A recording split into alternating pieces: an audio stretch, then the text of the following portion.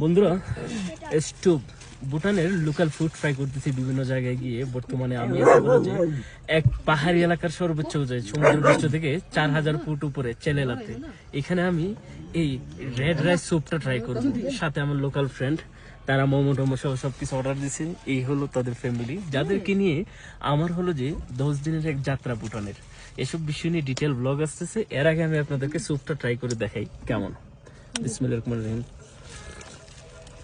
Wow, আমরা যাও খাই না, আমি আপনাদেরকে বলে গ্রামে যারা যাও রান্না করে চাউলের একটা যাও আছে, ওই যাওর মতো খাইতে।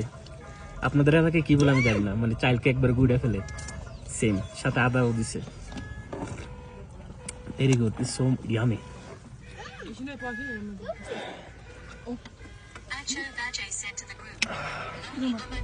বাইরের ওয়েদারটা দেখছেন, এগুলো সব কিন্তু বৃষ্টি।